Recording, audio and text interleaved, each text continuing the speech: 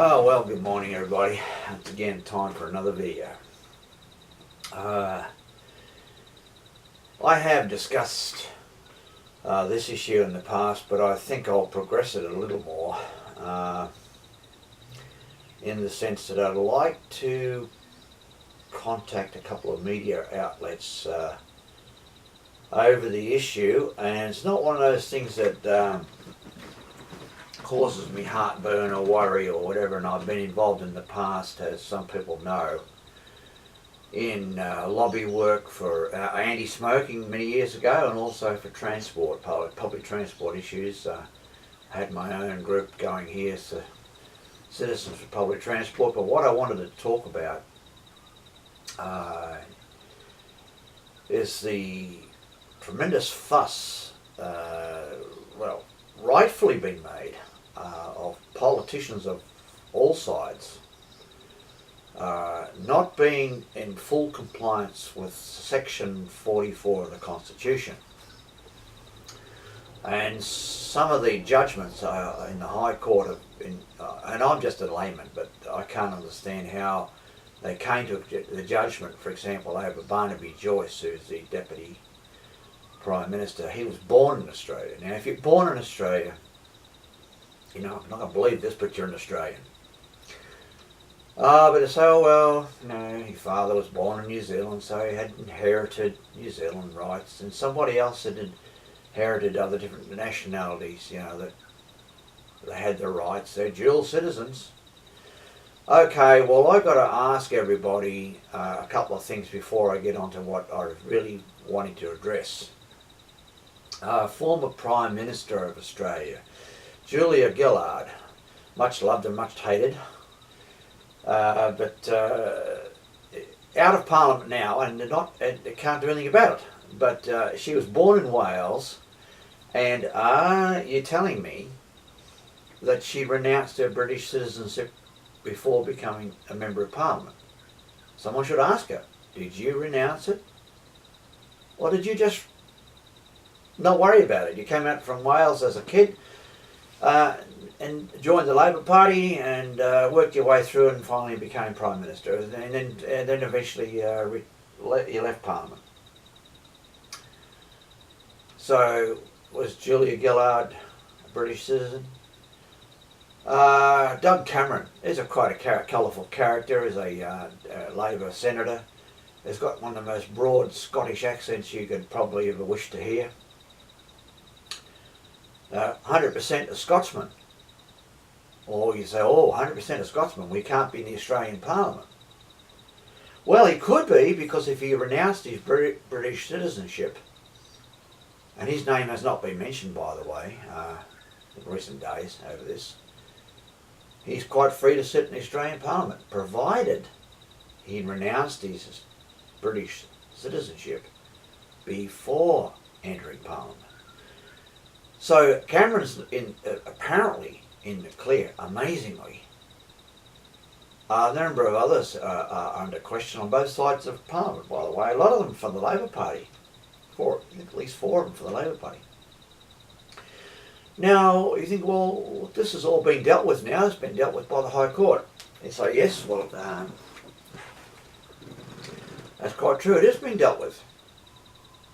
But for now, it's 99 years since Australia adopted the so-called preferential voting system.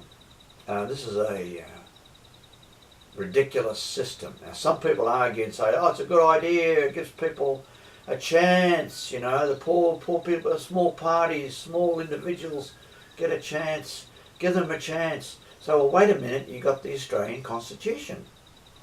Now, look up sections 8 and 30, please. Anyone who's interested in the Constitution, have a look at those. You can bring them up on Google. What they say is you can only vote once. That's to say with the Senate and with the House of Representatives. You can only vote once, right? That's fair. That's a fair requirement, isn't it? So that was from 1901, and then 1918 the government changed the rules on the election, said, oh, you can have this preferential voting. Nobody queried it at the time. No one took it through to the High Court and said, oh, no, you can't vote a number of times. Let me give you an illustration on this. And this is a fact and not opinion. If you're in a federal seat, any federal seat at all, and you have 10 candidates, all right, you are told absolutely that you must fill in every square in the ballot paper. So you say, 10 candidates, I support number 10. So you put him at the top of the list, 1. And you might say, 10. 1, 2, 3, 4, 5, 6, 7, 8, 9, to make this matter easy, right? There might be all sorts of order. It could be 1, 3, 4, 5, 6, 7, and so on. So the thing is, you can see the point. You fill in the form, it's a ballot paper, you fold it up, you put it in the box and you've done your duty, you walk away.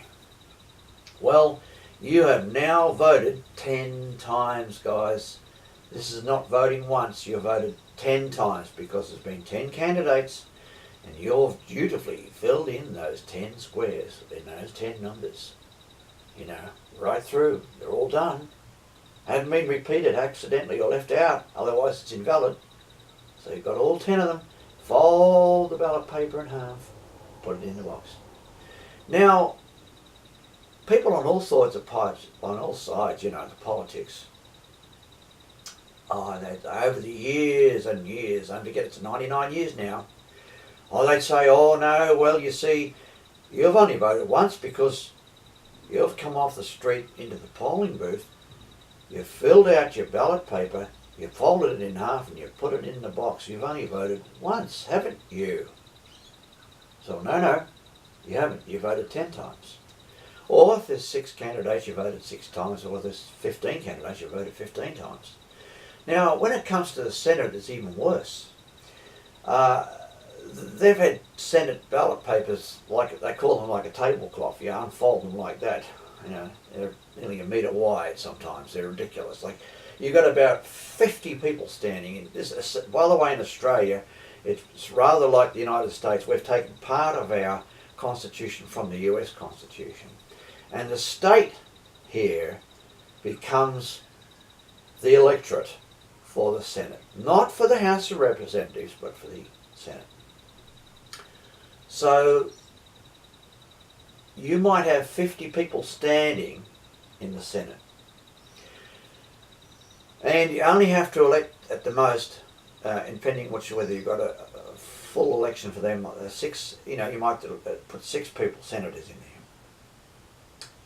there. Now your party might tell you to vote above the line. You might vote Labor, or you might vote Coalition, or you could vote Nationals, or One Nation, or whatever. They may have a rule, vote above the line, it's called. Oh, I like the National Party.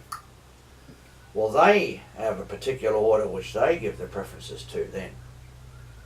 It's automatic, They don't want the Labor Party, so they put them last. They don't want the Greens, they put them last, or second last, or whatever. But effectively, as I say, if you want to, and this does happen, you can vote below the line. So you can fill out, there could be 50 people. And you've got to do it accurately. So you could say, boy, I'm a Labor,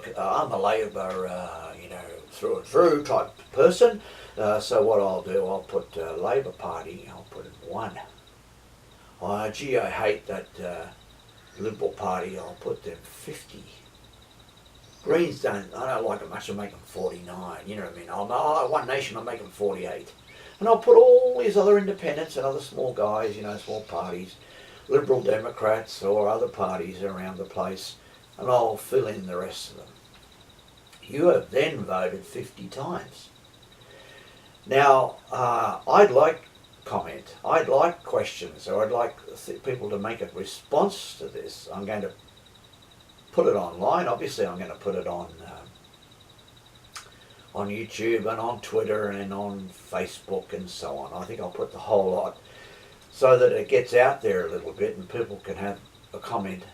No abuse and no nonsense, please. Just simply comment on the issues that I've raised, and I intend to, as I said, talk to somebody or write a couple of letters to the media about this and see whether they get published. I might write to the Queensland Times, I think it's the easy one in Ipswich, see whether it gets published. And just like other issues that I've raised sometimes, and I thought they've been very worthwhile doing so, the parties or whatever, or can ignore it, or in this case, the media can ignore it if they wish. But I'm putting it out there, having my say on the issue. So I hope other people are interested in this, and I look forward to hearing from you one way or the other about this. And I know that our own son says, oh, he likes preferential voting. Good. He likes people to break the Constitution, to ignore the Constitution. He likes them to ignore sections 8 and 30. But anyway, that's okay. I'm not having a personal go at anyone in particular. I know that some people like it, and I've got a couple of friends who like it, but they're wrong. On this issue, they are totally wrong. So, alright, so I thought I'd shove that one out there somewhere for people to consider, and thanks for viewing.